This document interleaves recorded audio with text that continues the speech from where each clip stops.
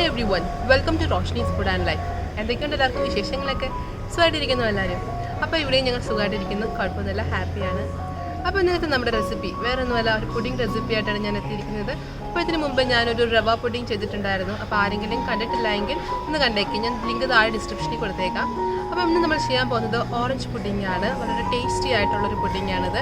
അപ്പോൾ നമ്മൾ 3 ലെയറൊക്കെ ചെയ്തിട്ടാണ് ഇത് ഉണ്ടാക്കാൻ പോകുന്നത്. അപ്പോൾ നമുക്ക് ഒട്ടും സമയം കളയണ്ട, നോക്കാം എങ്ങനെയാണ് നമ്മുടെ കിടിലൻ പുഡിംഗ് തയ്യാറാക്കിയെടുക്കുന്നതെന്ന്.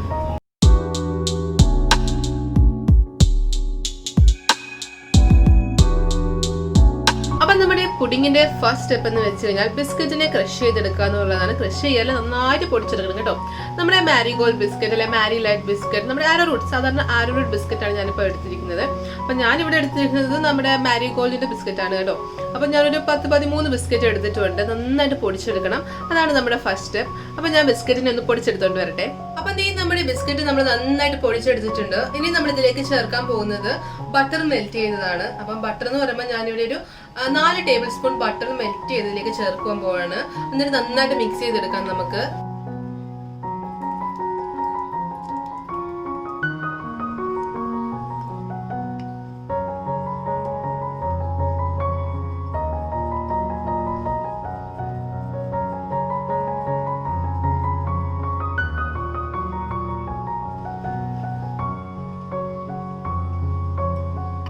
നമ്മള് ബിസ്ക്കറ്റും അതുപോലെ തന്നെ ബട്ടറും നന്നായിട്ട് മിക്സ് ചെയ്തെടുത്തിട്ടുണ്ട്.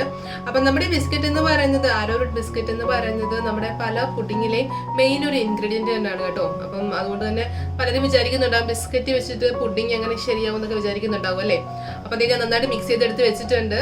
അപ്പൊ നമ്മൾ ഇവിടെ പുഡിങ് സെറ്റ് ചെയ്തെന്ന് വെച്ച് കഴിഞ്ഞാൽ ഓരോ സ്റ്റെപ്പ് കഴിയുമ്പോഴും നമ്മൾ സെറ്റ് ചെയ്ത് പോവാണ്. അപ്പം നമ്മുടെ 3 ലെയർ ആണല്ലോ നമ്മുടെ പുഡിങ്ങിനുള്ളത്. അപ്പം ഫസ്റ്റ് ലെയർ നമ്മുടെ ബിസ്ക്കറ്റിന്റെ ലെയർ ആണ്. അപ്പൊ ബിസ്ക്കറ്റിന്റെ ലെയർ നമ്മൾ ഗ്ലാസ്സിലാണ് കേട്ടോ സെറ്റ് ചെയ്യുന്നത്. അപ്പൊ ബിസ്ക്കറ്റിന്റെ ലെയർ ആദ്യം ഇട്ട് ഒന്ന് തണുത്ത് സെറ്റ് ആയതിനു ശേഷമാണ് നമ്മൾ അടുത്ത ലെയർ ആഡ് ചെയ്യുന്നത്. അപ്പൊ നമ്മൾ ആദ്യം തന്നെ ഇപ്പൊ ഗ്ലാസ്സിലാണ് സെറ്റ് ചെയ്യുന്നത് ഞാൻ പറഞ്ഞു. അപ്പൊ ഞാൻ 3 ഗ്ലാസ് എടുത്തിട്ടുണ്ട്.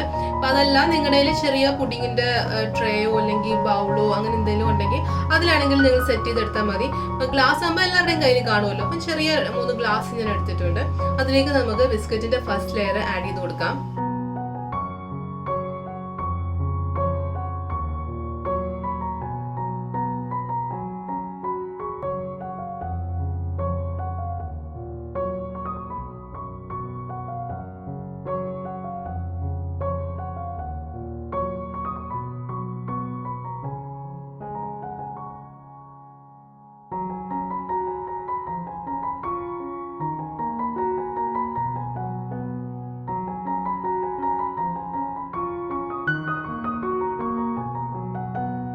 അപ്പം നമ്മുടെ ഫസ്റ്റ് ലെയർ, ബിസ്ക്കറ്റിന്റെ ഫസ്റ്റ് ലെയർ ഞാൻ ഗ്ലാസ്സിൽ സെറ്റ് ചെയ്തിട്ടുണ്ട്.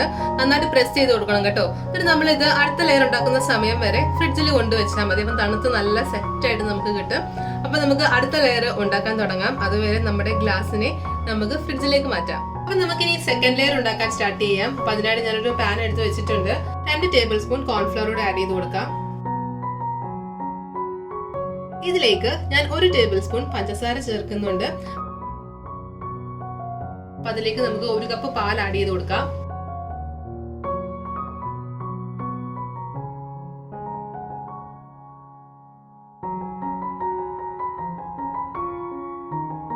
അപ്പൊ അതേ നമ്മൾ നന്നായിട്ട് മിക്സ് ചെയ്തെടുത്തിട്ടുണ്ട്. അപ്പം തരികളൊന്നും കോൺഫ്ലവറിന്റെ കാണാനേ ഇല്ല. അപ്പൊ ഇനി നമ്മള് ഫ്ലെയിം ഓൺ ചെയ്ത് അത് മീഡിയം ഫ്ലെയിമിലിട്ടാണ് കേട്ടോ നന്നായിട്ട് കുറുക്കിയെടുക്കണം. അപ്പൊ ഒരുപാട് ഓവർ കുക്ക് ആവരുത്, നമ്മുടെ പുഡിങ്ങിന്റെ കൺസിസ്റ്റൻസി ശരിയാവത്തില്ല. അപ്പൊ നിങ്ങൾ കണ്ടിന്യൂസ് ആയിട്ട് ഇളക്കിക്കൊണ്ടിരിക്കണം. അത് മാത്രമല്ല മീഡിയം ഫ്ലെയിമിലിട്ട് നന്നായിട്ട് ഇളക്കിയെടുക്കാം കേട്ടോ. അപ്പം കൂട്ടിയിട്ട് കഴിഞ്ഞാൽ ഫ്ലെയിം കൂട്ടിയിട്ട് കഴിഞ്ഞാൽ വേഗം കട്ടിയായി പോകും. അതേ റെഡി ആയിട്ടുണ്ട് സെക്കൻഡ് ലെയർ. നമുക്ക് നേരെ നമ്മുടെ ഗ്ലാസ്സിലോട്ട് ഒഴിച്ചു കൊടുക്കാം. അപ്പൊ നമ്മുടെ ഗ്ലാസ് ഞാൻ പുറത്തെടുത്തിട്ടുണ്ട്. നമ്മുടെ പുഡിങ്ങിനുള്ള ഗ്ലാസ് ഇതേ പുറത്തെടുത്തിട്ടുണ്ട്. നമ്മുടെ ഫസ്റ്റ് ലെയർ നന്നായിട്ട് സെറ്റ് ആയിട്ടുണ്ട്. ഒരു 10 മിനിറ്റ് ഫ്രിഡ്ജിൽ വെച്ചാൽ മതിയാവും കേട്ടോ. അപ്പൊ അതിനുശേഷം നമ്മുടെ സെക്കൻഡ് ലെയർ റെഡിയാണ്. അപ്പൊ അതിന് മുകളിലായിട്ട് നമുക്ക് ഒഴിച്ചു കൊടുക്കാം.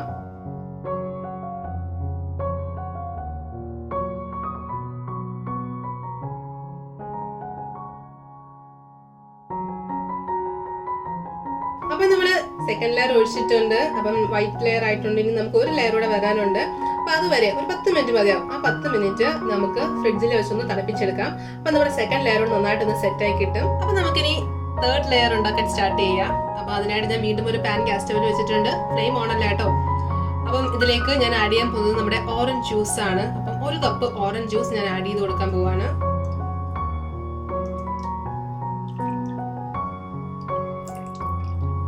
ഇതിലേക്ക് ഞാൻ 1 ടേബിൾ സ്പൂൺ പഞ്ചസാര ചേർക്കുന്നുണ്ട്. പഞ്ചസാര ചേർക്കേണ്ടത് നമ്മൾ വാങ്ങിക്കുന്ന ഓറഞ്ചിന്റെ മധുരം അനുസരിച്ചാണ് കേട്ടോ. നല്ല മധുരമുള്ള ഓറഞ്ച് ആണെങ്കിൽ ഇപ്പൊ പഞ്ചസാര ചേർക്കണ്ടെന്നുണ്ടെങ്കിൽ ചേർക്കണ്ട, കുറച്ചധികം പഞ്ചസാര ചേർക്കണമെന്നുണ്ടെങ്കിൽ അങ്ങനെ ചേർത്ത് കൊടുക്കാം. ഞാനിവിടെ 1 ടേബിൾ സ്പൂൺ പഞ്ചസാര ചേർക്കുന്നുണ്ട്. ഇനി ചേർക്കാൻ പോകുന്നത് നമ്മുടെ കോൺഫ്ലവർ ആണ്. 2 ടേബിൾ സ്പൂൺ കോൺഫ്ലവറോട് ആഡ് ചെയ്ത് കൊടുക്കാം. നന്നായിട്ട് മിക്സ് ചെയ്ത് കൊടുക്കാം. അതിനുശേഷം ഫ്ലെയിം ഓൺ ചെയ്താൽ മതിയേ.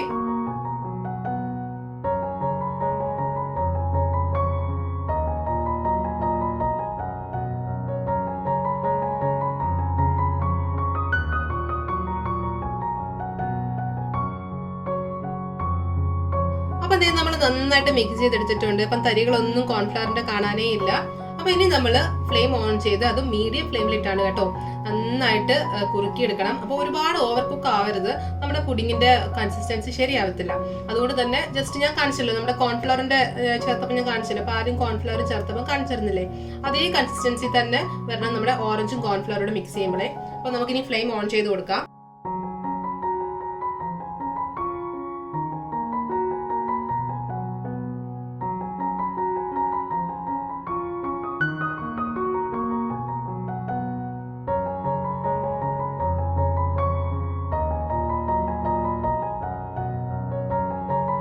അപ്പൊ നമ്മുടെ ഓറഞ്ചിന്റെ 3rd ലെയറും ഇവിടെ റെഡി ആയിരിക്കുകയാണ്. കണ്ടോ കൺസിസ്റ്റൻസി കണ്ടോ? ഈ പരുവാകുമ്പോൾ നമുക്ക് ഫ്ലെയിം ഓഫ് ചെയ്ത് ഒന്നുകൊണ്ടൊന്ന് ഇളക്കിയിട്ട് നമ്മുടെ ഗ്ലാസ്സിലേക്ക് ഒഴിച്ചു കൊടുക്കാം. അപ്പൊ നമ്മുടെ ഗ്ലാസ് ഒക്കെ ഞാൻ ഫ്രിഡ്ജിൽ നിന്ന് പുറത്തേക്ക് എടുത്തിട്ടുണ്ട്. അപ്പൊ നല്ല സെറ്റ് ആയിട്ടുണ്ട്. 10-15 മിനിറ്റ് മാക്സിമം അതിനുള്ളിൽ തന്നെ സെറ്റ് ആയി കിട്ടും നമുക്ക്. ഇനി നമ്മുടെ 3rd ലെയർ, ഓറഞ്ചിന്റെ 3rd ലെയർ നമുക്ക് ഇതിലേക്ക് ഒഴിച്ചു കൊടുക്കാം.